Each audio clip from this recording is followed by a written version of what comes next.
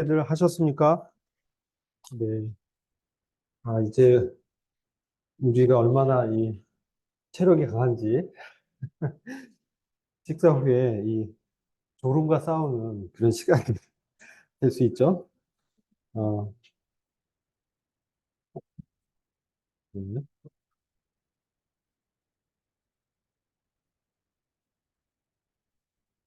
혹시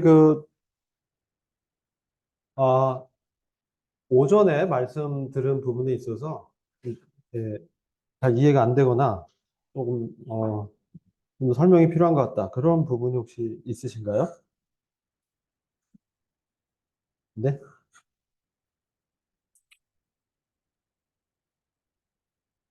우리 청년들이, 네, 어, 강릉에서 예, 로마서를 같이 공부할 수 있다는 게 얼마나 큰 축복인지 그런 생각을 잠시 해봤습니다. 제가 구원받고 처음에 어, 저는 이제 관악교회라고 혹시 들어본 분도 계실 텐데요. 관악교회에서 89년도에 구원을 받았습니다. 그 전에 이제 일반 교파, 기독 그 교파에서 어, 제가 이제 7살 때부터 종교 생활을 했습니다. 근데 이제 구원받지 못했어요. 그래서 오랫동안 그 종교 아래서 율법 아래서 어, 그 생활을 이렇게 쭉 해오다가 네, 제가 이제 20세 때, 20세 때 주님을 인격적으로 만나는 은혜를 얻게 됐습니다. 그래서 그 다음부터는 쭉 모이면서 생활하면서 우리 아름다운 자매를 만나서 네, 결혼을 하고 저는 지금 이제 자녀가 둘이 있습니다. 둘이 있고 어, 딸 한 명, 이제 아들 한 명인데 그 28, 아, 27, 20만으로 그렇게 됐어요. 요즘 50대 중반을 살짝 넘기는 그런 상황이고요. 그래서 주님을 이렇게 만나고 지내오면서 주님께서 한 번도 저를 저버리지 않으시고 이렇게 은혜로 살게 해주셨습니다. 또 주님의 은혜를 생각하면 감동이 되고요. 우리에게 주님의 은혜가 얼마나 필요한 자인가 이런 부분을 신앙생활하면서 점점 더 어, 경험하게 됩니다. 오늘 이 시간에는 지금 이 시간에는 저희 8장을 이제 공부할 텐데요. 여러분 이제 이 교재가 있을 겁니다. 교재. 가끔 잊어버릴 얼마 하면 이제 교재를 말씀드리는데요. 이 교재는 제가 직접 쓴 부분도 있고, 일부 이제 어떤 다른 교재를 이제 요약해서 쓴 부분도 있고, 그래도 로마서의 전반적인 내용을 잘 이렇게 정리했다고 좀 생각이 들고요. 특별히 로마서의 구성 자체가 1장과 2장에서는 사실 하나님의 복음이라는 주제를 갖고 하나님의 의에 대해서 이제 그 기초적인 부분을 다뤘어요. 그래서 우리가 하나님의 의가 필요한 죄인이다. 모든 인류가 아담 아래서 희망이 없다. 이런 부분을 유지하면서 그게 이제 하나님의 의를 이제 하나님께서 그리스도로 말미암아 그분을 믿을 때 우리에게 선물로 주셨다. 그래서 바울 사도가 빌립보 3장 9절에서 내가 가진 의는 하고 믿음으로 말미암아서 하나님께로부터 난 의에 대해서 그가 가지고 있다, 소유하고 있다라고 말씀드렸습니다. 그래서 이제 우리는 단순히 이 사법적인 의를 선언해서 의로 여김 받을 뿐만 아니라 어, 하나님의 의가 주어진 놀라운 바로 성화의 구원의 기초가 우리에게 은혜로 이렇게 주어졌다는 거예요. 그래서 이것이 네, 분명한 그 신앙의 기초가 되야 됩니다. 우리의 의가 아니라 이게 이제 잘 모르거나 그렇게 됐을 때는 이 로마서 7장의 경험으로 떨어지게 돼요. 그러니까 우리가 그 죄 사함 받고 구원 받아서 이제 하나님의 나라에 들어갈 수 있는 그런 신분적인 칭의를 얻은 이후에 이제 성화의 구원을 이루는 삶을 살아가고 있을 때 그 하나님의 의가 단순히 우리에게 칭해진을 합법적 선언에 그친 것이 아니라 직접 예수 그리스도를 통해서 하나님의 의가 우리한테 선물로 주어졌다라는 이 성화의 근거가 되어졌다. 그래서 이것을 근거로 해서 우리 안에 오신 그리스도, 그리스도가 우리한테 들어오시기 위해서 인간이 되셨잖아요. 그렇죠? 그래서 우리 그리스도 안으로 어, 연합해서 침례 받음으로 함께 죽으심으로 그분 우리는 어떻습니까? 그때 우리가 어, 우리 이제 출애굽기 보면은 그 이스라엘 백성이 범죄했을 때 모세가 이제 장대에 노뱀을 달잖아요. 그렇죠? 노뱀을 달 때 이 노뱀이 이 장대에 달린 것은 예수 그리스도께서 십자가에 달리신 것을 예표하는 거예요. 모형을. 그때 그 노뱀은 뭡니까? 죄를 상징하죠. 예수 그리스도가 우리의 죄가 되셔서 우리의 죄를 다 지시고 죄 자체가 돼서 저주의 십자가에 달리셨어요. 그래서 하나님의 심판이 행해진 거예요. 그래서 로마서 8장 1절 보면 이제 그러므로 그리스도 예수 안에 있는 자들에게는 결코 정죄함이 없다라고 말씀할 수 있는 근거가 예수 그리스도가 그 정죄를 이미 십자가에서 심판받으셨다는 거죠. 그래서 우리 옛사람이 그리스도 안에서 심판받았어요. 죄에 대한 처벌은 다 받은 거예요. 끝난 거예요. 그렇기 때문에 우리 그리스도의 시상 때에서 심판 때에서는 우리는 우리의 죄에 대한 어떤 그것을 어, 다시 평가받고 그런 게 아니에요.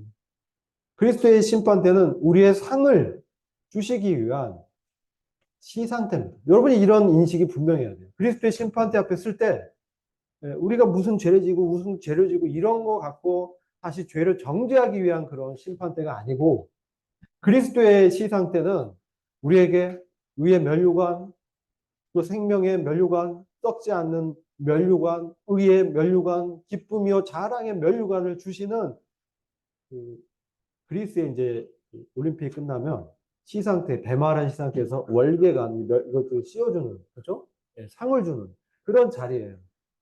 그래서 여기서는 뭡니까? 우리가 앞으로 하나님의 장차올 그 천년 통치하는 기간 동안에 그리고 앞으로 펼쳐질 그 새하늘과 새 땅, 거룩한 성이 이 땅에 와서 영원토록 하나님이 통치하는 그 하나님의 나라에 어떠한 영광으로 동참하느냐. 그래서 내가 의의 멸류관을 받아서 내가 몇 골을 다스리는 그러한 그리스도와 방불한 그리스도와 같은 하나님의 아들들로 그리스도와 공동상속자로 왕들로 이건 이제 뭐라고 합니까? 분봉왕이라고 하죠. 지역을 떼내는. 그래서 10골 맡은 영광, 뭐 2골, 5골, 10골 맡은 그런 영광을 우리가 받게 된다는 것이죠. 근데 이것은 뭡니까? 우리가 구원 받을 때 칭의의 구원으로 그쳐버리면 이런 영광을 받을 수가 없는 거예요. 그냥 그 칭의의 구원으로 죄사함 받고 천국의 입장권을 얻은 그런 구원으로는요. 죄사함 받았고 영원 속죄 받았습니다. 그런데 만일 이 땅 가운데 살면 그냥 자기 마음대로 그냥 교회를 떠나서 그냥 산다면 정말 주님과 상관없이 믿지 않는 자처럼 그렇게 살아간다면 어떻게 하나님의 나라가 임할 때 지금 현재적으로 하나님의 그 통치 가운데 있지 않는다면 통치의 그 영광, 그 하나님의 임재, 하나님이 현재적으로 우리에게 우리 안에서 말씀하시고 그분이 인도할 때 그분의 인도함에 우리가 순종하지 않는다면 그러한 경건의 연습이 되어지지 않았다면 어떻게 그리스도의 나라가 임할 때 우리가 그리스도와 함께 다스리는 영광에 들어갈 수 있겠습니까? 그래서 우리가 하나님의 교회를 지을 때 그 기초가 그리스도이시고 그 위에 우리가 한 돌처럼 지어져 가는 것이죠. 베드로 사도 말씀한 것처럼. 그러면서 이 하나님의 성전이 진리와 기둥의 터가 이 성전이 이 교회의 덕을 세운다는 건 성전을 세우는 이거 뭡니까? 성전 세우는 거는 벽돌 쌓는 건데 그 벽돌이 우리 자신이에요. 우리가 그리스도의 형상으로 닮아가면서 지금 이 땅에서 하나님의 나라가 임했다. 우리 가운데 하나님의 나라가 그리스도가 왕으로 오셨죠. 그것을 마음에 그리스도를 주로 영접한 왕으로 영접한 그 사람들의 심령 가운데 주님이 오셨다는 거죠. 그래서 그리스도께서 우리 안에 사시는 거예요. 근데 이러한 하나님의 주권적 통치에 대해서 우리가 이 땅에서 그런 삶을 살아가는 그 기초가 하나님의 의가 이미 우리한테 주어졌다는 사실이 있다는 것입니다. 그래서 우리가 그리스도 안에서 연합된 그런 놀라운 구원을 받았는데 이제 그 구원을 받은 이후에 성화의 삶, 그러니까 두렵고 떨림으로 구원을 이루는 삶을 이제 살아가는 과정에서 자아 중심의 신앙, 그 율법 아래에서 그 말씀을 나의 자원과 나의 어떤 경험과 지식으로 그런 구원을 이루어 나간다면은 그것은 어떻게 됩니까? 바로 로마서 7장의 사도 바울의 경험에 빠지게 된다는 것이죠. 이게 중요한 거예요. 그래서 우리가 영의 인도함, 성령의 인도함을 받는 이 아들의 삶을 사는 과정에서 우리가 연단도 받고 헌난도 받고 그 타작기 기억나시죠? 그래서 우리의 어떤 처소, 직업, 학교 이런 곳에서 또 만나는 사람들의 관계 속에서 어려운 사람들을 만나게 하는 게 뭐예요? 고난이 될 수 있죠. 그럴 때 오늘날 고난은 옛날 우리 초대교회처럼 막 이렇게 고문하고 막 뭡니까? 어려움을 주고 육체적인 고통을 주고 그런 류의 핍박은 많지 않아요. 그런 류의 핍박은 라오스라든지 중국이라든지 이런 그 사회주의 국가에서 기독교 포교를 하다가 이제 붙잡히고 했을 때 감옥에 갇히고 이제 어려움 당할 수 있지만 또 이슬람에 잡혀가지고 막 순교하는 분도 있습니다. 그런 어떤 특정 지역을 제외한 자유민주주의 나라에서는 신앙의 자유가 허락됐어요. 근데 우리가 그 신앙의 자유 안에서 주님을 섬긴다고 하지만 여전히 그러니까 아담 아래에 있던 습성, 죄의 어떤 잔재된 육신이라고 합니다. 이 예쁜 성에 따라서 이제 살아갈 수 있다는 거죠. 그래서 신앙의 갈라디아 교회가 어떻습니까? 성령으로 시작했는데 어떻습니까? 육체로 마칩니다. 성령으로 분명히 우리가 거듭났는데 성령으로 거듭났는데 신앙의 생활은 내 육체를 의지하는 그렇게 다시 율법 아래에 떨어지게 될 수 있다는 거예요. 그게 자아 중심의 신앙입니다. 거기서 로마서 7장에 나가 25회인가 뭐 이렇게 굉장히 20회 이상 내가 이렇게 내가 나로 말미암은 신앙 이것은 뭐예요? 여전히 자기에게 가능성을 두고 신앙생활 하는 거예요. 근데 믿음은 뭡니까? 믿음은 나한테 가능성 두지 않는 거예요. 율법 아래 있지 않고 율법은 나한테 가능성을 두고 율법의 지킴을 통해서 의로 인정받으려고 하는 것이죠. 이제 우리의 신앙은 그런 차원으로는 하나님이 원하시는 그 거룩을 살 수가 없습니다. 우리가 열심히 노력해서 거룩해지는 게 아니에요. 뭐 어떻게 거룩해집니까? 그리스도의 거룩, 예수 그리스도께서 하나님께로부터 나와서 우리에게 지혜와 의와 거룩과 구속이 되셨죠. 그래서 우리의 출발점은 바로 이 승리, 주님의 승리 가운데서 그분이 우리를 거룩하다고 하시기 때문에 그 거룩, 주님이 주신 그 거룩함 안에서 시작하는 거예요. 이게 신분적 거룩이에요. 신분적 거룩. 신분적 칭의. 근데 실제적 거룩, 우리의 삶은 어떻습니까? 로마서 7장의 상태로 떨어질 수 있다. 근데 그 우리가 말씀을 우리 스스로 지키려고 막 하다 보면 우리가 그런 이제 노력하잖아요. 주님을 이제 위해서 모든 걸 내던지고 살고 싶고 그런 어떤 열정으로 막 말씀을 지키려고 하다가 이제 그것이 내 중심의 신앙으로 이렇게 네, 떨어지는 거예요. 그런 걸 경험하는 걸 로마서 7장의 사도 바울이 자기의 경험으로 기록해 놓은 거예요. 그래서 거기서 이제 그가 처음에 얼마나 열정적이었어. 근데 그의 이제 신앙의 어떤 과정에서 바나바와 또 다투잖아요. 그죠? 예. 바나바는 어떤 사람입니까? 그는 위로의, 권위의 사도죠. 예. 그 바나바가 없었다면 사도 바울이 없었어요. 그렇죠? 바울을 그 성도들 교회 안에 청구하고 그가 정말 회심했다라는 거, 진정성을 믿고 자기 목숨을 걸고 정말 이 가짜면 자기도 잡혀서 끌려가서 고문당하고 죽을 수 있는데 그렇지 않다는 거예요.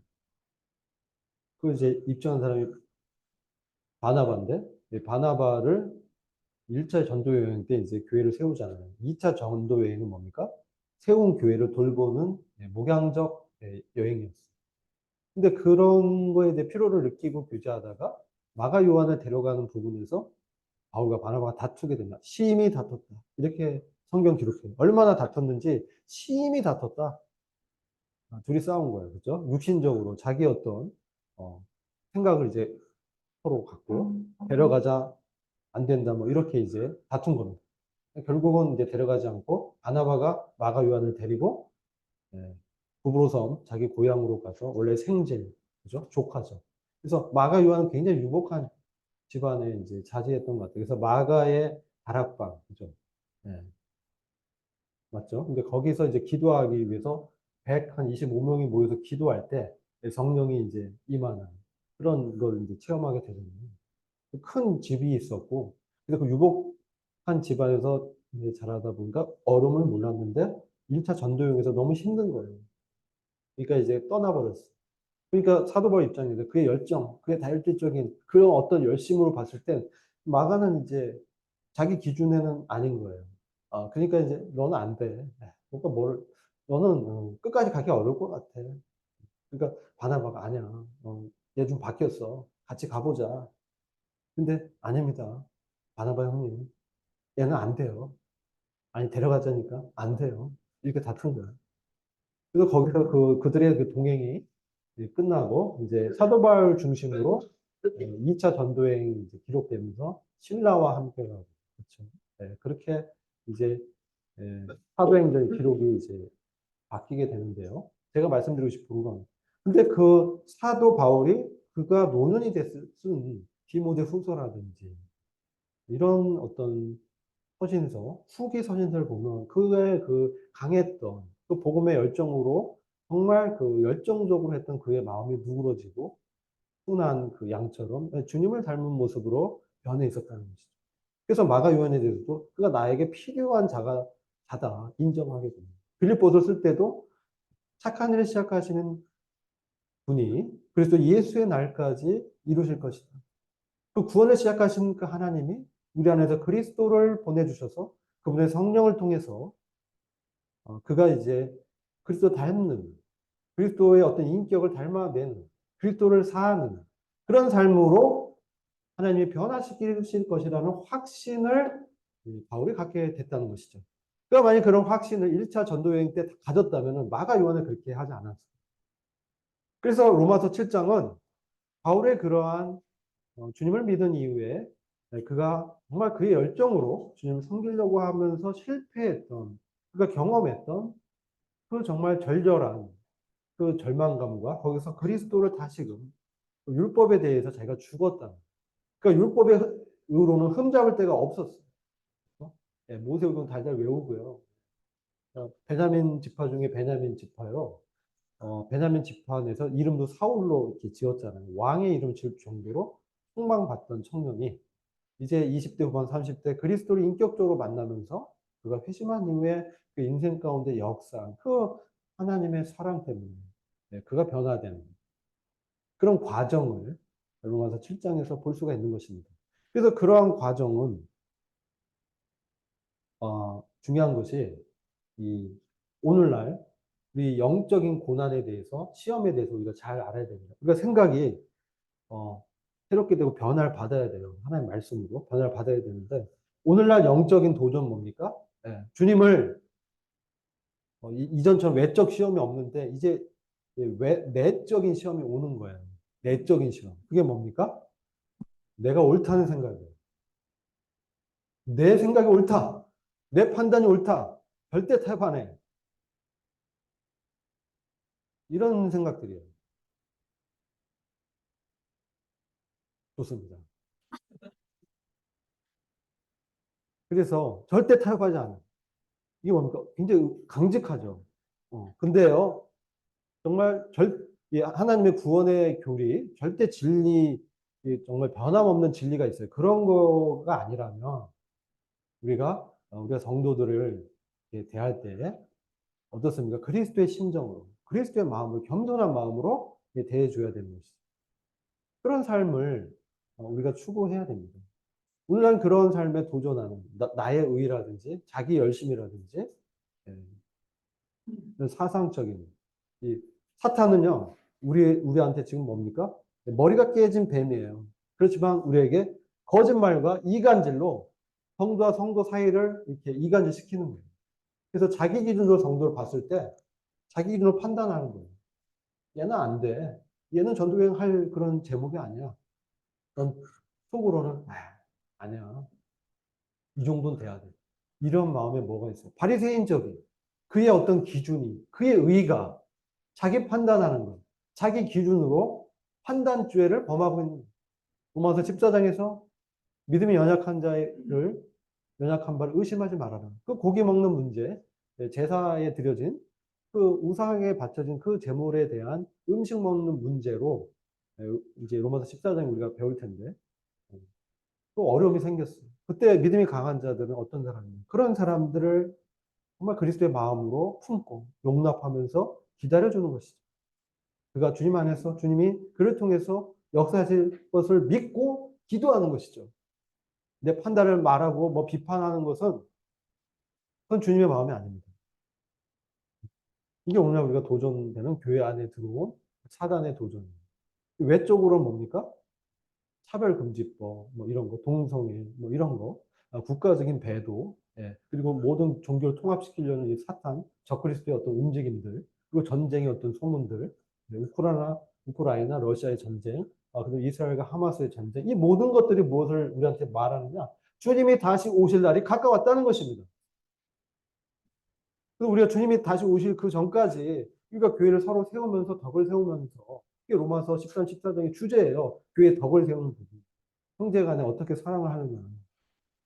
근데요, 이것이 정말 이렇게 성령님의 감동과 그리스도의 사랑이 강권되는 그런 영적인 역사로 되어져야 되는데, 그러려면 어때요? 나의 어떤, 내 자아적인, 이러한 신앙은 그 흉내가 낼 뿐, 진짜 진정 큰 마음에 기쁨이 없어요. 나에게 기쁨이 없습니다. 그러면 내가 성령의 인도함 가운데 있는 거. 혹시 내 열심과 내 주장대로 그냥 살고 있는 것이 아닌가. 그렇게 이제 자기를 한번 돌아볼 필요도 있는 것이에요.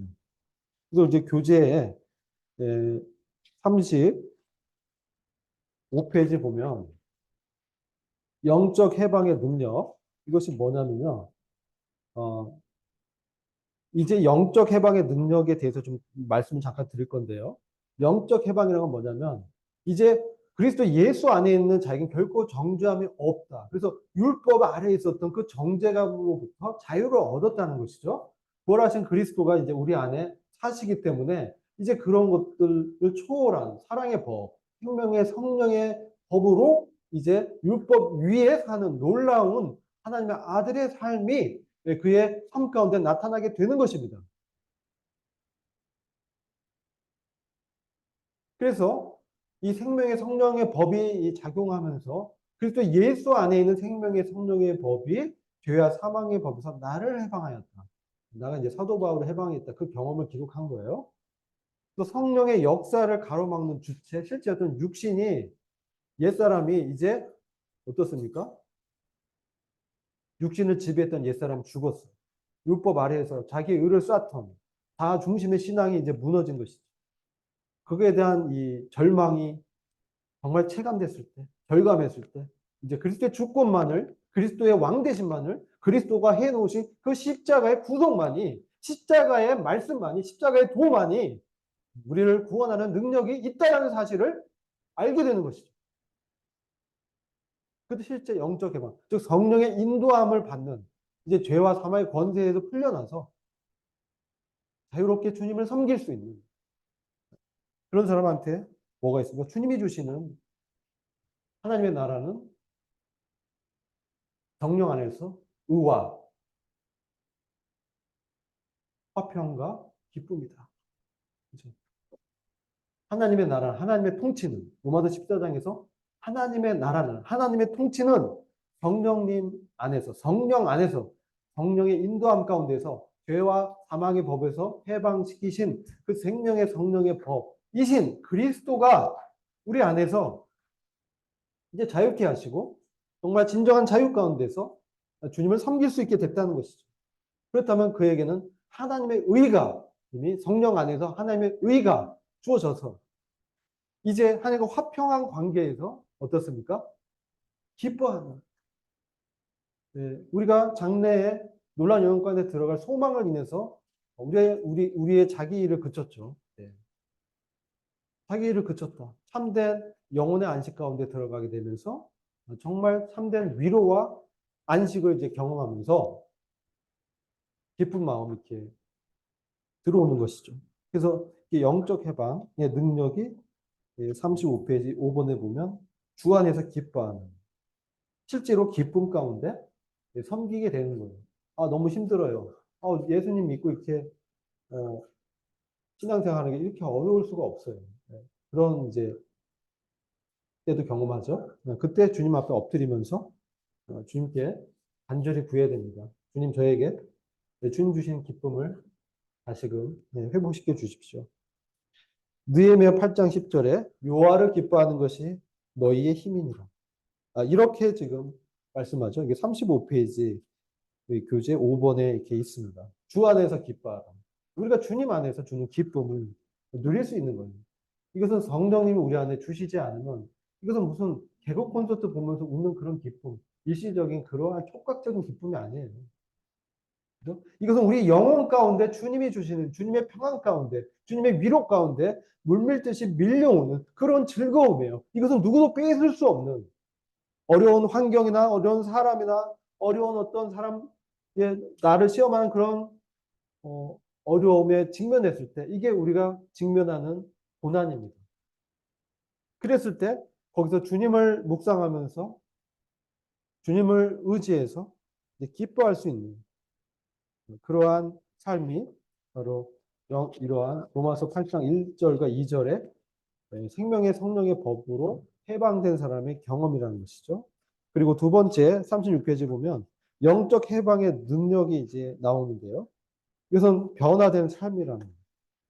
변화된 삶. 그 요한복음 7장 15장 5절 먼저 보면 거기 보면 나는 포도나무요 너희는 가지니 저가 내 안에 내가 저 안에 있으면 이 사람은 과실을 많이 맺나니 나를 떠나서 너희가 아무것도 할 수 없습니다. 네. 포도나무와 가지는 뭡니까? 일체죠. 분리될 수 없습니다. 그래서 포도나무의 수액이 흘러난 이 예수의 생명이 연결돼서 어떻습니까? 우리한테 순환되면서 자연스럽게 열매가 맺히면서 바로 주님을 이렇게 드러내는 주님의 성품이 성령의 열매로 맺히게 되는 놀라운 역사가 나타나는 것이죠. 그래서 요한복음 7장 37절과 38절이 보시면 명절 끝날 큰 날에 예수께서 서서 외쳐 가라사대 누구든지 목마르거든 내게로 와서 마시라. 나를 믿는 자는 성경의 이름과 같이 그 배에서 생수의 강이 흘러 나리라. 이러한 삶이 실질적으로 나타나는 것이죠. 이런 그리고 8번 보시면요. 7번 보면 우리의 능력, 우리가 영적 능력이 우리 안에 없잖아요. 우리의 노력으로 우리 없는 것을 끌어내는 그게 아니에요. 우리 그런 능력을 예수 그리스도의 말씀을 믿고 취함으로 말미암아 우리 안에서 공급받아서 그것을 이제 살아내지는.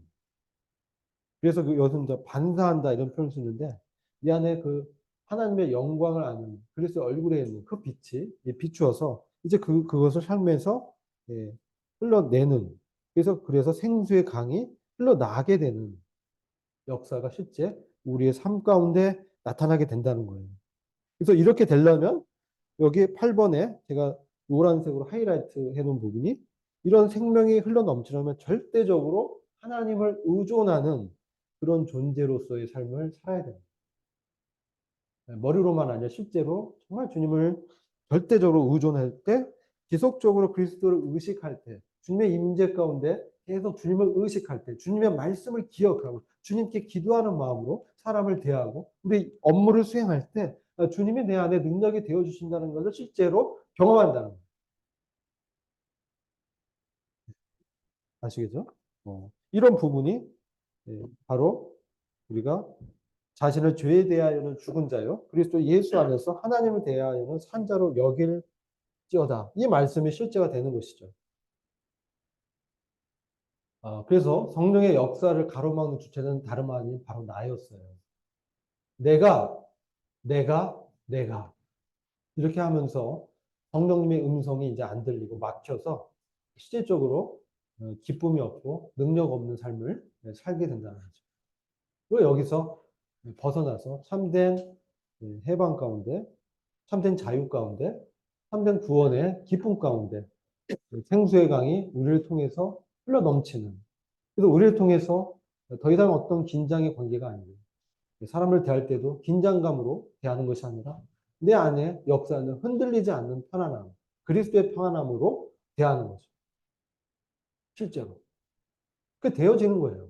내가 노력해서 되는 게 아니라 정말 그렇게 기도하고 할 때 진짜 그러한 주님 평안으로 나를 어렵게 하는 사람들 대지는 그런 역사를 경험하는 거예요. 그래서 로마서 8장 4절에 육신을 쫓지 않고 영을 쫓아 행하는 우리에게 율법의 요구를 이루어지게 하려 합니다. 그래서 이 성령님이 우리의 새롭게 된 영을 도우시면서 그 이제 영이 성령님이 인도하시는 대로 그분의 음성에 반응합니다.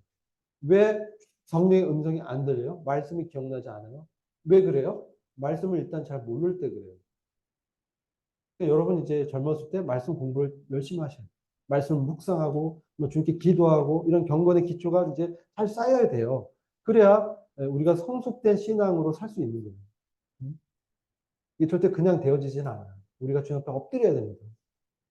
경건의 아까 연습 얘기 드렸죠. 우리는 다 영적인 군사로 부르심 받았어요. 자기 일로 사는 게 아니에요. 이제 우리의 모든 영역이 하나님의 영역이 된 거예요. 이게 중요해요. 너희가 먹거나 마시거나 무엇을 하든지 하나님의 나라와 그분의 영광을 위해서, 하나님의 의와 그분의 영광을 위해서 하라고 하잖아요. 여러분이 이제 학교 생활이나 직장 생활할 때 그 자리는 어떤 자리입니까? 하나님이 보낸 대사로서 그런 삶을 사는 자리예요. 혼자 보내진 게 아니라 주님이 함께 그곳에 성령님을 통해서 함께 역사하는 그 자리예요. 거기에 그리스도의 대사로 파견된 일종의 선교사예요. 그렇게 주님을 의식하면서 이 일이 내 일로 생각할 때 이 성과의 책임이 나한테 있어요. 엄청난 부담이에요. 그렇죠? 내가 이걸 해야 되니까. 근데요, 내가 누구 거예요? 예수 그리스도를 주로 받았잖아요. 내가 누구 거예요? 예수님 거예요. 예수님 거. 그럼 내가 임하는 직장, 내가 만나는 사람, 또 내가 공부하는 학교, 이 모든 게 뭐예요? 나의 일이에요? 아니면 예수 그리스도의 일이에요? 예수 그리스도의 일이죠. 그럼 그 일에서 주님이 함께 그분의 멍에를 함께 지기를 원하는 거예요. 내 멍에는 가볍고 쉽다. 나를 따라오려고는 나를 부인하고 자기를 부인하고 자기 십자가를 지고 나를 따르라. 이게 뭡니까?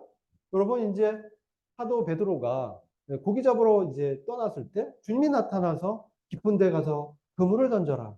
그런 말씀합니다. 그렇죠? 그때 사도 베드로가 뭡니까?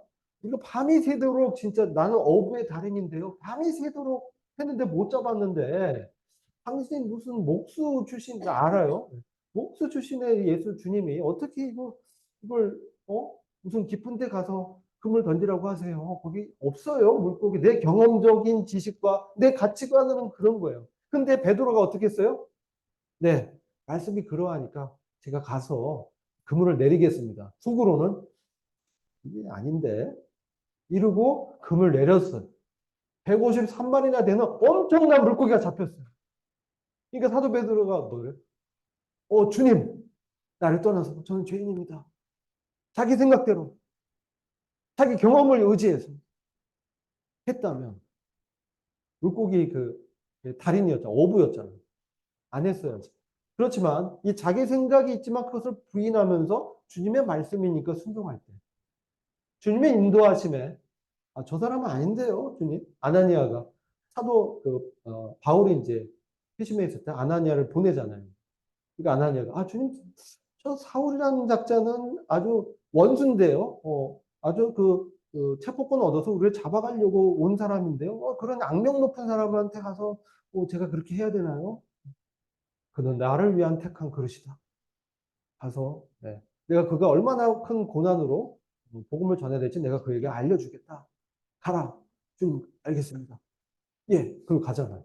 그렇죠. 자기 생각이 있지만 이것을 부인하는 것이에요. 그러면서 성령님의 음성을 이렇게 듣는 것이죠. 주님의 그 말씀을 통해서 기억나게 하는 그 말씀에 따라서 몸을 쳐서 복종시키는 것이죠. 왜냐면 이건 더 이상 가치가 없고 더 이상 희망이 없고 가치가 없는 육신이라는 것을 내가 알잖아요. 이건 이제 내 일이 아니잖아요. 그렇죠? 주님의 일이잖아요. 그러니까 우리가 직장에서 일하고 공부하고 하는 모든 집에서 이렇게 섬기고 네, 가정을 지키고 하는 모든 것이 사실 내 일이 아니라 주님의 일이에요. 그래서 제가 예수 그리스도에 소유된 사람들, 어포스토프 S, 크라이스트 어포스토프 S, 그리스도에 소유된 사람들, 그리스도의 것이 된 사람들은 그 육체와 함께 그 정과 욕심을 십자가에 못 박았느니라. 아멘. 갈라디아서 5장 24절 말씀. 그래서 이제 나의 뜻과 나의 욕심이 아니라 주님이 주시는 부담과 성령의 인도함에 따라서 살 때에 그게 바로 로마서 8장 4절에 육신의 그런 정욕으로 내 뜻과 정으로 사는 것이 아니고 그 영을 통해서 주님이 주시는 그 말씀의 부담과 그러한 인도함에 따라서 살 때에 율법의 요구가 이루어지는 것이에요. 이게 뭐예요? 사랑이에요. 사랑이에요. 하나님을 사랑하고 예수를 내 몸같이 사랑하라. 이렇게 율법에 응축된 핵심적인 그 말씀이에요. 그때 실제로 그 사랑하는 그것이 그리스도의 사랑으로 지배당할 때 우리가 우리의 원수나 우리의 적도 사랑하는 마음으로 선으로 악을 이기라. 원수 갚는 것이 내게 있다. 알겠습니다, 주님. 그리고 나를 부인하면서 내 경험과 그런 지식이 아니라 주님이 주시는 그런 말씀의 부담으로 하는 것이 생명의 성령의 법이 작동하는 거예요. 아시겠죠? 내 안에서. 말씀을 따라서. 그럼 율법의 요구가 이제 이루려는 것이 아니라 이루어지는 거예요. 이루어지게 하려 하십니다. 이루어지는 거예요.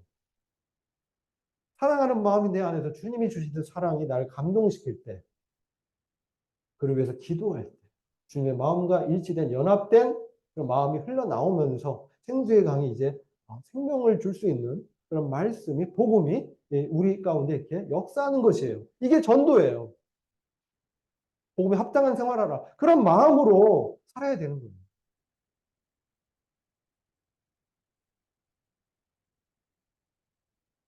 그래서 이제는 육신의 일은 나의 어떤 이 세상의 행복한 번영, 쾌락. 여러분 왜 저기 청년들 왜 공부하세요?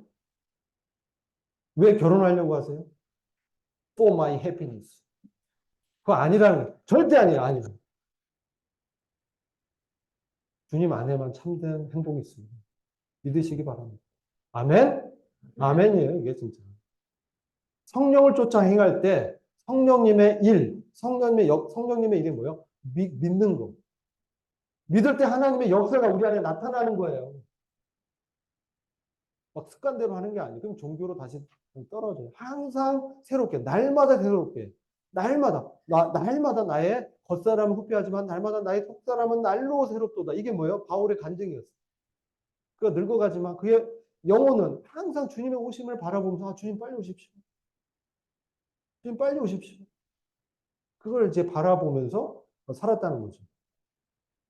그래서 영의 일은 뭐예요?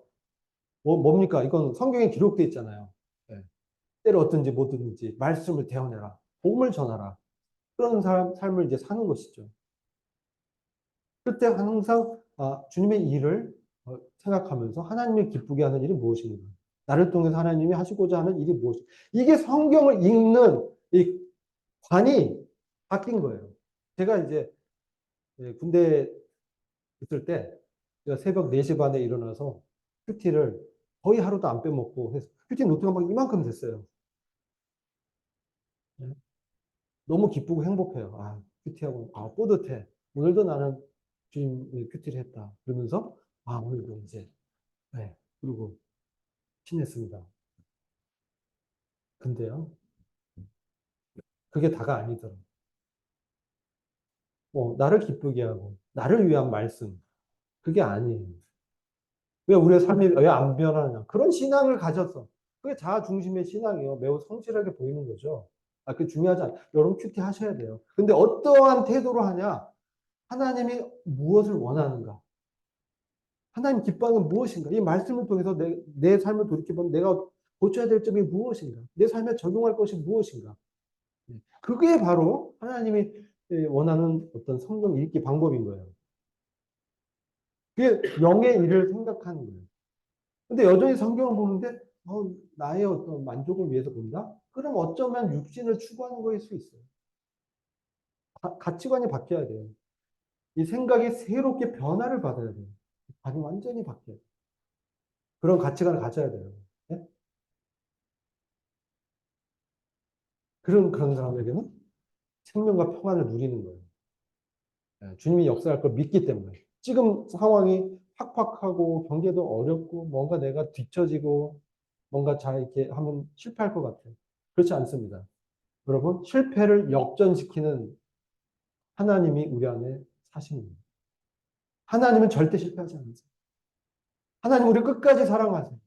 끝까지 네버예요, 네버. 절대 우리 포기하지 않으세요. 우리 붙들고 계세요. 눈동자 같이. 그래서 우리 생각이 항상 하나님의 생각과 일치되기를 원하시는 거죠. 그때 어떻게 해야 돼요? 그래서 몸을 좀 복종시키는 거예요. 예. 이제 그런 부분을, 예, 육신의 생각은 사망이에요. 나의 어떤 행복, 나의 번영, 나의 출세, 내 성공. 하나님 떠나서 그거 아무것도 아닙니다. 그건 뭐예요? 나중에 그리스도 심판대에서 상급 심판할 때 다 태워져서 없어질 거예요. 그럼 뭐가 의미가 있어요? 영혼의 가치에서 우리가 봐야 돼요. 여러분, 선과 악이 뭡니까? 선은, 악은 먼저, 악은 일시적인 것.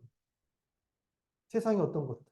땅에 거하는 자들, 계시록에 땅에 거하는 자들, 땅의 가치관으로 사는 사람들, 다 환란을 면치 못한다. 대환란에 던져지는 거예요. 그러나 하늘의 가치관으로 사는 그리스도 안에 연합된 사람은 환란이 오기 전에 주님과 함께 있게 될 것이다. 이것을 말씀하고 있죠. 그래서 육신을 쫓는 삶과 성경을 쫓는 삶이 딱 대비가 됩니다. 육신의 욕구는 뭡니까? 정욕들, 이생의 자랑, 안목의 자랑, 육체의 정욕, 이런 것들. 그러나 우리가 성령을 쫓을 때, 성령과 같은 생각으로 행할 때, 기도할 때, 기도 없이는 이런 능력이 나갈 수 없다. 율법의 요구를 이루는 사랑을 나타내는, 사랑을 내 안에서 흘러넘치는 그리스도의 사랑으로 살게 되는, 그렇게 되면서 성령의 일을 하게 되고 하나님의 나라의 의와 평과 희락을 나타내고 누리는 그런 사람 뭡니까? 하나님 말씀에 순종하고 하나님의 영광과 찬양이 되는 그런 삶을 사는 것이죠. 그게 바로 영에 있는 사람이에요. 제가 서두에 여러분 영적입니까? 영의 인도를 받고 있습니까? 라는 질문을 드렸죠. 바로 이것 때문에 그런 거예요. 성령의 인도함을 받고 있는 거. 아니면 내 육신에 내 생각대로 여전히 구원받았지만 내가 주인이 돼서 살고 있는가? 그러면 로마서 7장으로 떨어지게 될 것입니다. 나 중심의 자아 중심의 신앙. 그것은 여전히 답이 없는 답에 가까이 가려고 하는데 거기서 주님이 바로 답이라는 것을 만나게 되는 것이죠. 그리고 우리는 이제 성령의 지배가 시작했다. 로마서 8장 9절에 한번 같이 읽어볼까요? 졸음을 좀 쫓는 차원에서 시작. 만일 너희 속에 하나님의 영이 거하시면 너희가 육신에 있지 아니하고 영에 있나니 그렇죠? 예. 그래서 성령님은 우리 안에 이제 내주한다, 거한다. 너희가 믿음에 있는가 자신을 확정하라. 믿을 때 성령을 받았느냐. 믿음이 뭡니까? 지적 동의를 초월한 거예요. 내가 단순히 언더스탠딩에서 멈추면 안 돼요. 주님이 나의 주님입니다. 돌이켜야 돼. 이제 난 이대로 살지 않고 하나님 말씀대로 살겠습니다. 회개가 있어요. 오늘 복음에 능력이 없습니까? 회개 없는 구원을 얘기해서 그래요. 돌이킴 없어. 여전히 내 생각대로 살아. 그러면 그에게 능력이 나타날 수 없습니다. 천국에 갈 수 있을지 모르지만 거기서 돌이켜야 됩니다. 내 안에서 말씀하는 성령님의 음성을 들어야 돼요. 내 귀를 기울여야 돼요. 내 생각과 이것을 내려놔야 돼요. 이게 자기 부인하는 거예요. 그럴 때 성령님이 이제 나를 사로잡고 지배하고 하나님 뜻을 우리 가운데 이뤄 나간다는 것이죠. 그래서 저는 구원의 표대는 그리스도의 영이 있는가 없는가, 아들이 있는가 없는가 이것입니다. 내 안에 아들의 음성, 아들과 교감 가운데 성령님의 인도함을 받고 있는가, 성령의 부담을 느낄 수 있는가, 감지하고 있는가, 성령의 부담에 따라 기도하고 있는가, 성령의 부담으로 모임을 참석하고 있는가, 성령의 부담 가운데서 말씀을 읽고 있는가, 그리고 그런 삶을 살고 있는가, 이게 그리스도의 사람인 것이죠. If any man have not the spirit of Christ, he is none of his. 발음 좋습니까? 그리스도의 영을 갖고 있지 않다면, 그 영, 스피릿, 그 말씀이 없다면, 내가 너에게 이른 말이 영이요 생명이다. 요한복음 6장 63절 말씀. 그 말씀이 영으로 내 안에 없다면 그리스도의 사람이 아니라고 말씀하는 거예요.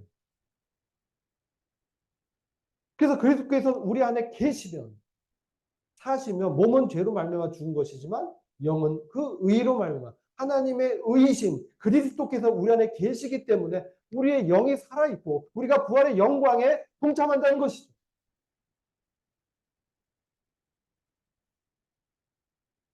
그래서 우리가 의로운 삶을 살도록 말씀을 통해서 일하는 삶을 뭐라고 그래요? 이제 의로움을 실천하는 삶이 이제 시작되는 거예요. 복음을 전도해야지. 아, 저는 부담이 있죠. 복음을 전하는 부담, 기도의 부담, 또 전화 걸어서 갑자기 어떤 지체가 생각나. 전화 거는 거죠. 형제 잘 지내? 자매 요즘 어때? 이런 것이 이제 언약의 일꾼으로 나타나는 것이죠. 고린도후서 3장 6절. 저가 또 우리로 새 언약 일꾼 되기에 만족해 하셨으니 의문으로 하지 아니하고 오직 영으로 하미니 의문은 죽이는 것이요 영은 살리는 것입니다. 여러분 우리가 거듭날 때 우리의 영이 완전히 새롭게 살아난 거예요. 거듭났다는 건 하나님으로부터 태어났다는 거예요. above, born above, 위로부터 태어난. 이게 거듭났다는 거예요. 하나님의 성령을 받아서 내 영이 이제 새롭게 된 거예요. 이게 뭐예요? 거듭난 거예요. 그래서 창세기 6장에 보면 육체가 됐어요. 영이 죽은 거예요. 하나님의 성령이 떠났어. 거듭난 거는 하나님의 영이 내 안에서 나를 살렸어요. 이제 새롭게 되는 거예요. 그 영은 뭡니까? The Spirit 해가지고 그 영. 그래서 하나님의 그 성령과 이 교감하는 바로 그 영이 우리 안에서 역사하는 거예요. 그것은 하나님의 말씀으로 우리한테 능력으로 역사합니다. 말씀을 먹지 않으면, 말씀을 믿음으로 취하지 않으면 능력이 없습니다. 밥을 안 먹는데 어떻게 능력이 있어요?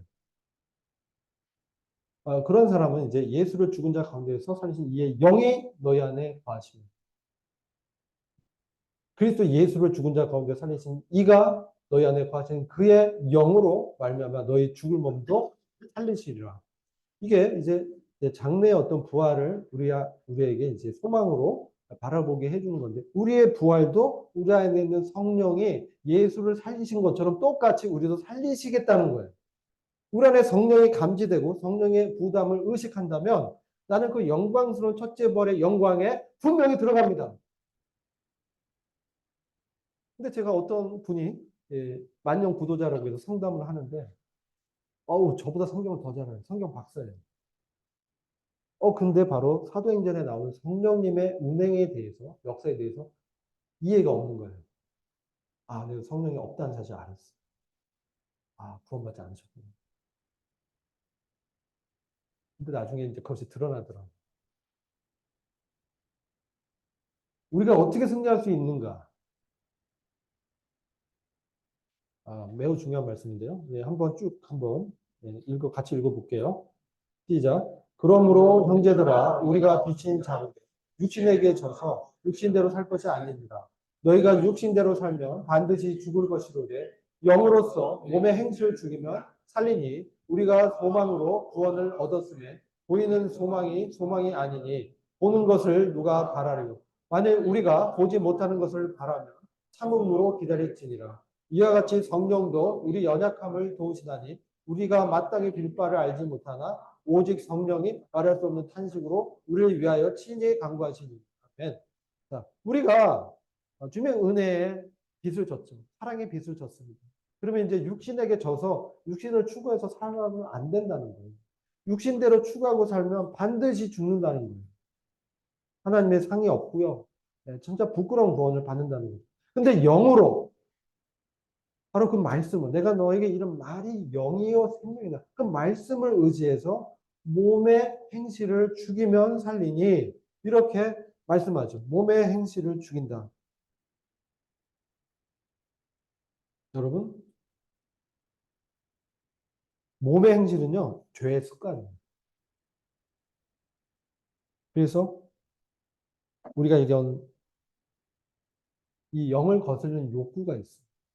그래서 어떤 뭐 음란한 생각, 그다음에 욕심들 이런 것들을 죽이면 살리니 어떻게 이 죄의 습관과 이런 정욕을 죽일 수 있는가? 고린도 후서 4장 10절 말씀을 한번 같이 읽어보겠습니다. 그 밑에 있는데요.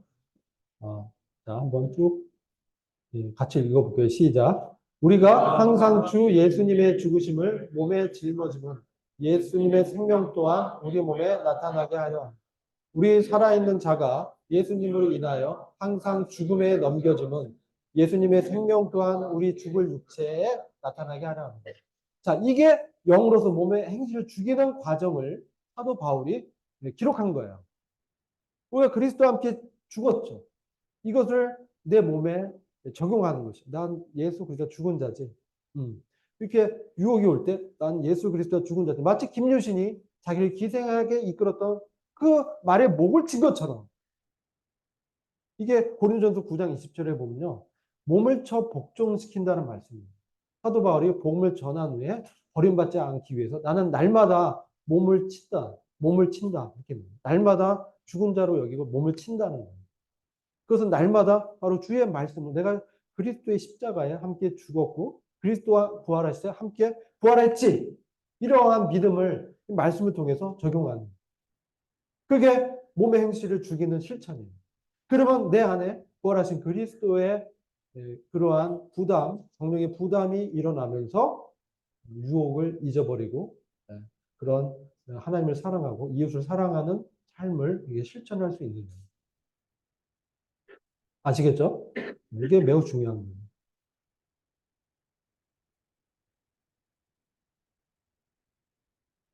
그래서 8장 14절을 보면 모두 하나님의 영으로 인도함을 받는 그들은 곧 하나님의 아들이라. 바로 이 하나님의 아들이 되는 복음, 이게 영광스러운 복음이에요. 하나님의 자녀라든지 하나님의 백성이 아니라 상속인, 그 장자권, 부배의 땅과 제사권과 통치권을 받는. 이것이 이스라엘은 흩어졌어요. 루벤의 장자의 그러한 범죄로 인해서 장자권이 세 군데로 쪼개지면서 아시죠? 땅의 축복, 그건 누구한테 넘어갔어요? 요셉의 아들 두 명. 에브라임과 므낫세 쪼개져요. 그 두 개의 부의 축복을 땅의 축복을 받아요. 그 다음에 왕이 되는 통치권은 유다 지파로 넘어. 제사에 대한 권리는 누가 가져가요? 레위한테 넘어. 원래 장자권이 이렇게 한 사람한테 가는 거예요. 그래서 하나님의 아들이라는 것은 바로 이런 장자의 권리가 우리 안에서 정말 하나님의 왕국에서 내 것이 되는, 그러려면 성령의 인도함을 받는 삶으로 살아야 된다는 것이에요. 이게 이제 사라지게 되죠. 성령님이 우리에게 말씀하시고 생각나게 하신다는 거예요. 요한복음 14장 26절에 보혜사 곧 아버지께서 내 이름으로 보낼 성령 그가 너에게 모든 것을 가르치고 너에게 말한 모든 것을 기억나게 하리라. 그래서 주님은 말씀을 기억나게 역사하는 것입니다. 그렇다면 우리는 이제 로마서 8장 15절에 양자의 영을 받았기 때문에 아빠, 아버지라고 우리가 하나님께 언제든지 부르면서 은혜의 보좌 앞에 나가서 그분의 역사함을 기도할 수 있습니다. 이게 아들의 삶이에요. 그 아버지의 친밀한 관계 속에서 아들로 이제 살아가는 거예요. 이건 매우 중요한 주제입니다. 이 고난과 영광이 한 짝이라는 거예요. 로마서 8장 17절을 한번 쭉 이 말씀을 같이 읽어보겠습니다. 시작. 자녀이면 또한 후사, 곧 하나님의 후사요. 그리스도와 함께한 후사니 우리가 그와 함께 영광 받기 위해서 고난도 함께 받아야 될 것입니다. 생각컨대 현재의 고난은 장차 우리에게 나타날 영광과 좋게 비교할 수 없었다. 피조물에 고대하는 바는 하나님의 아들들에 나타나는 것이니 피조물이 허무한데 굴복하는 것은 자기 뜻이 아니오 오직 굴복해 하시는 이로 말미암음이라. 그 바라는 것은 피조물도 썩어짐의 종로로 당돼서 해방되어 하나님 자녀들의 영광의 자유에 이르는 것입니다. 이뿐 아니라 또한 우리 곧 성령의 처음 익은 열매를 받은 우리까지도 속으로 탄식하여 양자 될 것, 그 우리 몸의 구속을 기다립니다. 그리스도의 것이 된 성도는 하나님의 후사, 상속자입니다. 그래서 그리스도와 함께한 상속자고 그분과 함께 영광을 받기 위해서 우리가 부르심을 입었습니다. 하나님을 사랑하는 자고 그 뜻대로 부르심을 입은 자들에게는 모든 것이 합력하여 선을 이룬다고 말씀하셨습니다. 모든 것, 나의 실패, 나의 승리, 나의 경험, 나의 연약함, 나의 강한 측면, 이 모든 것을 통해서 하나님께서 우리 안에서 이 영광의 구원을 이뤄 나가는 거예요. 그러기 위해서는 현재 우리가 당하는 이러한 어려움은 우리를 연단시키는 하나의 도구에 불과하다는 거예요. 우리가 생각을 바꿔야 돼요. 이게 하나님의 생각이에요. 근데 고난이 오면 왜 나만 그래요? 그래 너만 그래. 그렇게 널 연단하는 거라고 하나님이 말씀하는 거예요. 거기서 나를 바라봐. 내가 너와 함께한다. 고난 당하는 것이 유익이다. 내가 주의 율례를 배웁니다. 시편 기자 그렇게 고백하잖아요. 왜냐하면 이 현재 당하는 우리 어려움은 신앙으로 인한 어려움, 네, 그렇죠? 또 소외감, 또 주변에 인정받지 못하는 이런 것들, 이런 것들이 있을 때 어떻습니까? 아, 주님이 우리한테 뭔가 큰 교훈과 나의 어떤 연단을 위해서 역사하는구나. 그렇게 생각해야 되는 거예요. 왜 나만 그래? 이게 이스라엘의 실패한 원인이에요. 불평불만. 그게 아니에요. 아, 주님이 뭔가 역사하면 뭔가 큰 뜻이 있구나. 왜? 하나님은 항상 최선을 우리한테 주시는 분이에요. 그러니까 내가 지금 당하는 이것이 지금 어려운 것 같지만 그게 결국은 끝나고 그분의 나라에 가면 그게 하나님이 주신 최선이에요. 믿기지 않으시죠? 근데 이것은 사실이에요. 요셉이 감옥에 갇혔잖아요. 근데 얼마나 잘했어요. 그 보디발 장군의 아내 유혹을 뿌리쳤어요. 그쵸? 너무나 잘한 일이야. 근데 어디 갔어요? 너무 잘했는데 감옥에 가서 2년을 썩었어요. 어, 얼마나 비참해. 나는 말씀대로 했는데 감옥에 갔어. 학구에 묵혀서. 근데 하나님 그를 거기서 누굴 만나게 해요? 네? 술 맡은 관원장. 그 다음 누구? 떡 맡은, 빵을 맡은 관원장. 이 사람들을 안 만났으면 이 사람, 요셉이 총리가 될 수 있겠어요? 또 거꾸로. 그 보디발의 장군의 아내 유혹을 받아들였다는. 그가 감옥에 갇혔겠어요? 아니죠. 네. 그는 그냥 보디발 장군의 시종으로, 그냥 집사로 그냥 평생을 살 수도 있었어. 근데 거기서 믿음을 지켜서 말씀대로 하나님 두려워함으로 그 유혹을 피했을 때, 그는 이제 감옥에 갇혔지만 하나님은 그 고난을 통해서 그를 연단하면서 감옥의 그 간수장으로부터 인정을 받죠. 그래서 그가 거기서 연단되면서 그리고 종으로서 섬기면서 총리로서의 자질을 갖추게 된 거예요. 그렇죠? 그래서 이것이 우리가 봤을 땐 고난이지만 하나님은 우리를 연단하는 과정이 있다. 그래서 우리를 어떻게 해요? 그분의 영광에 중한 것을 감당할 수 있는 그분의 통치 가운데 함께 통치할 수 있는 그런 영광의 자유에 이르는 과정에 있다는 것입니다. 그래서 몸의 구속, 바로 영광스러운 첫째 부활에 들어가게 되는 것이죠. 우리의 기도가 응답됩니다. 성령의 인도함 받으면 우리가 기도할 바를 알지 못할 때도 성령님이 말할 수 없는 탄식을 위해서 우리가 친히 간구를 우리 위하여 친히 간구하시는. 우리가 그 마음의 탄식 가운데 아버지 주님 이렇게 부르기만 해도 주님은 우리를 아시는 거예요. 그래서 우리의 필요를 다 아시고 우리를 위해서 다 예비하시고 근데 우리는 당연히 기도는 해야 됩니다.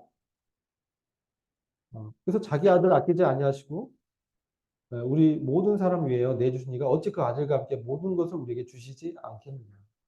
이게 하나님의 사랑을 우리가 알 수 있는 것이죠. 자, 이제 하나님이 이제 아까 이제 제가 말씀드렸는데 하나님이 우리를 미리 아셨어요. 이 예지 예정이라. 그래서 미리 아신 자들로 또한 그 아들의 형상을 본받게 하기 위해서 미리 정하셨어요. 우리의 구원은요, 아들의 형상을 본받게 하는 목적이 있어요. 아들의 형상은 뭡니까? 예수 그리스도. 하나님의 아들의 인격이 그의 삶 가운데, 몸 가운데 예수의 생명으로 나타나게 한다는 거예요. 이게 영광의 구원이에요. 그래서 우리가 이 땅의 성화의 삶을 소홀히 하면요. 절대 하나님의 영광의 통치에서 같이 다스리지 못해요. 아들의 형상이 내 안에서 미숙하거든. 그러면 한 고을도 감당하기 어려울 수 있어. 그래서 겸손히 두려운 마음으로 살피면서 바로 정했다는 거야. 하나님의 구원을 받은 사람은 하나님의 양자로 미리 정했다는 거예요. 구원 받는 것을 정한 것은 아니에요. 이 사람 넌 구원, 넌 아니야. 지옥이야. 이렇게 정한 게 아니에요. 다만 하나님은 미리 아셨어요. 누가 구원 받을지 미리 아셨기 때문에 그를 이제 선택하고 부르신 것이죠. 그런데 미리 정하신 그들 부르시고 부르신 그들 또한 의롭다 하시고 의롭다 하신 그들 또한 영화롭게 하셨느니라. 미리 이렇게 하셨다. 하나님의 관점에서는 미래도 이미 했다라고 하나님의 확신을 우리한테 말씀하는 거예요. 그렇기 때문에 하나님이 이렇게 우리를 위하면 누가 우리를 대적하니? 어떤 피조물도 하나님의 이런 사랑에서 끊을 수가 없다라고 말씀하고 있습니다. 이게 사도 바울의 그의 고백이자 진리인 것입니다. 그래서 바로 우리가 하나님의 사랑할 때 로마서 8장 37절 한번 같이 읽어보죠. 그러나 이 모든 일에 우리를 사랑하신 이로 말미암아 우리가 넉넉히 이기느니라. We are more than conquerors. 우린 정복자 이상의 단순히 그 전쟁을 이긴 승리자 이상의 하나님의 아들로 그분의 사랑을 통해서 우리가 그 그분의 승리에 동참하는. 그래서 그분의 승리의 개선 행렬에 동참하는. 이미 주님이 군대 장관으로 이기신 그 승리, 주님의 부활의 승리 가운데 우리가 동참하면서 우리가 넉넉히 이긴다. 이미 이긴 승리 가운데 편승해서 간다는 것이죠. 그러니까 우리가 이러한 구원을 우리가 받았습니다. 그래서 한번 같이 읽어볼까요? 로마서 8장 38절, 39절 시작. 내가 확신하노니 사망이나 생명이나 천사들이나 권세자들의 현재 일이나 장래일이나 능력이나 높음이나 기쁨이나 다른 아무 피조물이라도 우리를 우리 주 예수 그리스도 안에 있는 하나님의 사랑에서 끊을 수 없으리라. 아멘. 네. 그래서 우리가 지금 로마서 8장까지 하나님 영광의 복음이 무엇인지 함께 교제했는데요. 한번 정리를 해보겠습니다. 첫 번째, 우리의 구속이 이루어졌습니다. 보혈을 통해서 영원한 죄사함을 받았죠. 두 번째, 완전한 속죄 사역이 이루어졌고 십자가를 통해서 우리는 그리스도의 죽으심에 연합한 자가 되었고 죄에 대하여 죽고 의에 대하여 살아난 사람이 되었습니다.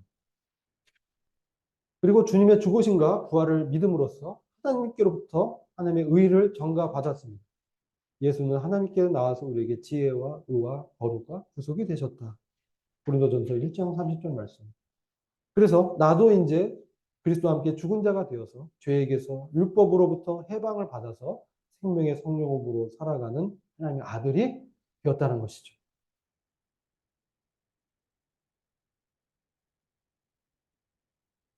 하나님의 성령으로 인도함 받는 사람은 하나님의 아들들로서 장차 그리스도의 기업과 그 영광에 참여하는 사람이 됩니다. 아멘? 아멘입니다.